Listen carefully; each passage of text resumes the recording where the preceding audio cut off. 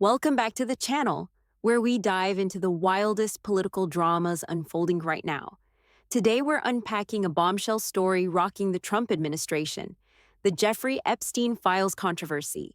Promises were made, expectations were sky high, and now, top aides are threatening to quit in what's being called a MAGA meltdown.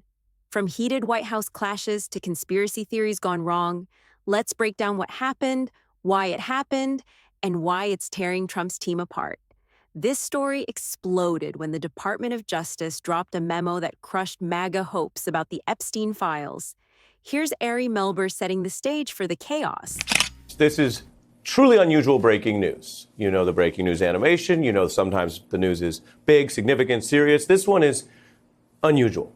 A major escalation in what is increasingly a kind of political, quiet, peaceful civil war, but a civil war of political proportions for MAGA over these Epstein files. And it's roiling the Trump administration at quite literally the highest level. That's right, a political civil war. The Epstein files, long hyped as a treasure trove of secrets, have sparked infighting at the top. But what exactly went down? The trouble started with a fiery White House showdown. Attorney General Pam Bondi and Deputy FBI Director Dan Bongino went head-to-head over a DOJ memo that said there's no Epstein client list. Let's hear from Fox News. Also breaking tonight, a feud at the Justice Department over the handling of the Jeffrey Epstein files. A source tells Fox News tonight that the FBI Deputy Director, Dan Bongino, has not been seen in the office since Wednesday after a heated argument with Attorney General Pam Bondi at the White House. Our correspondent David Spunt has this story. A verbal clash between Attorney General Pam Bondi and Deputy FBI Director Dan Bongino at the White House this week over the release of DOJ's Epstein memo. The two-pager out earlier this week insists the convicted sex trafficker and offender killed himself, and a client list does not exist after all. That memo was a gut punch to MAGA supporters who were promised explosive revelations. But why did Bondi hype it up in the first place? Let's go back to her own words. For months, Pam Bondi fueled the hype, claiming an Epstein client list was on her desk. But when the memo dropped, she backtracked.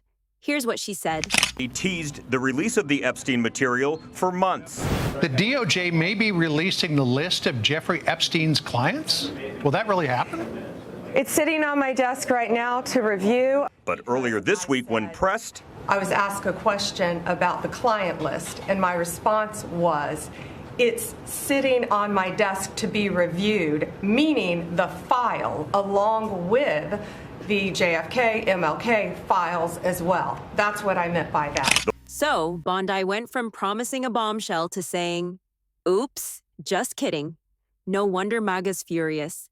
But it gets worse. Dan Bongino's ready to walk. The fallout was so intense that Dan Bongino, a MAGA star turned FBI deputy director, didn't show up to work and is now threatening to quit. CNN's Caitlin Collins has the details. This breaking news. Sources tell CNN that Deputy FBI Director Dan Bongino has told people that he's considering resigning amid a major clash between the FBI and DOJ over the continued fallout from the release, or lack thereof, of the Jeffrey Epstein memo. Yeah, Fred, it remains to be seen if he actually follows through with what he has told colleagues. But what we do know is that Dan Bongino has told people he is considering resigning as the deputy director of the FBI over the fallout that has continued ever since this memo was released last Sunday. The anger inside the MAGA base has only continued to grow instead of going away, as some officials inside hoped it would. Bongino's rage reflects a deeper issue: MAGA's obsession with conspiracy theories. They expected a client list to expose the deep state, but got nothing. MAGA supporters are livid, feeling betrayed by their own leaders. Here's how the base reacted to the DOJ's memo shutting down the Epstein case. I said Epstein. It's like, where did this guy go? Where did that whole case go? Where did all the files go? They just went nowhere? No one even believes that. Do you buy this story from the Justice Department? I do not. It's almost like the Justice Department doesn't want us talking about Jeffrey Epstein anymore. So we're stupid. Yeah. we're the idiots, guys. Just to let you know, we're wasting time. Yeah. I mean, that's a good point. That is, like, in all seriousness, that is, I think, what is enraging people right now is it's insulting our intelligence. Like, obviously, the intelligence community is trying to cover it up. Obviously, the Trump administration is trying to cover up. Something changed because they ran on this idea of exposing it all. So now, by coming in and being part of the cover-up, the Trump administration has become part of it. I mean, it's just you cannot see it any other way. I mean, I'm physically gonna puke probably right now. My mouth is watering right now. It's because I have integrity. That anger is aimed at Bondi, but also at the entire administration.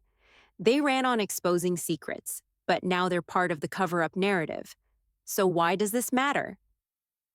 Ari Melber nails it. This isn't just about a list.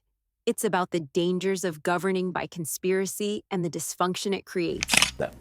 So this matters politically because one or more people may be out of a job. It matters in a deeper sense because we're seeing the limits of governing by clickbait or political conspiracy theory. It also could matter if any of it got back to the real questions about the Epstein case. Not whether Pam Bondi was lying when she said she had an Epstein list or is lying now when the memo says it doesn't exist, but can't be both. Now, in the FBI, there's a wider dysfunction involving some of these same people who we know from what they're saying have been spending many, many days, a lot of their energy on a client list they now say doesn't exist.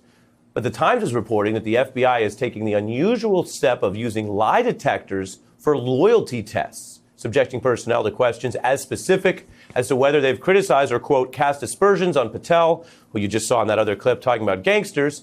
This looks like something from a movie or another era, but according to the Times, it's happening. And in Trump's DOJ under Bondi, there's also a purge because there are officials who say they might be targeted not for how they're doing their job, but whether they're insufficiently, quote, politically loyal to Bondi and Trump.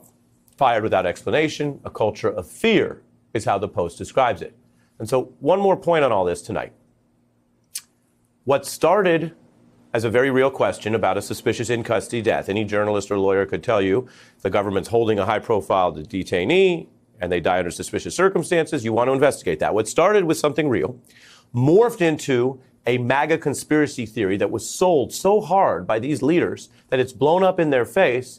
And more than almost anything Trump has done thus far in the second term, and you follow the news, you're familiar with it, this is the thing saddling Trump. This is the thing that has them leaking on each other, fighting with each other, talking about not coming back to work, all because the story they sold themselves blew up on themselves.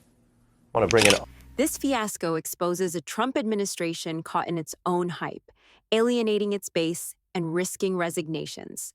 But what's driving this chaos? Dan Bongino, a MAGA podcaster turned FBI official, is at the heart of this.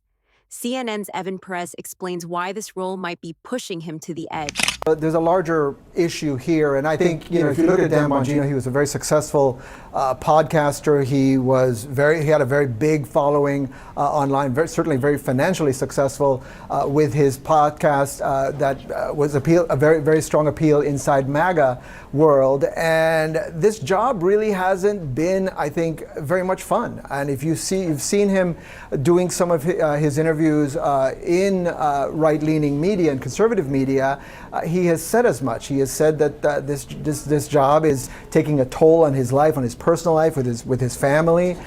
He's having to essentially be separated from them while he's here in Washington doing this job. It's not nearly what he's used to back in the days, obviously. He is someone who came from law enforcement. So, I think there's a bigger story here in terms of what Bongino's struggle shows the clash between MAGA's outsider rhetoric and the reality of governing. They promised transparency, but delivered disappointment. This isn't just drama, it could hurt Trump politically. Steve Bannon warns that mishandling this could cost Trump a chunk of his base. Here's why. But on the politics, you ran with Harris, 1.5 race, right? Had it started earlier or different things happen, 1.5 in politics, that's not a Reagan landslide, right? Things can shift.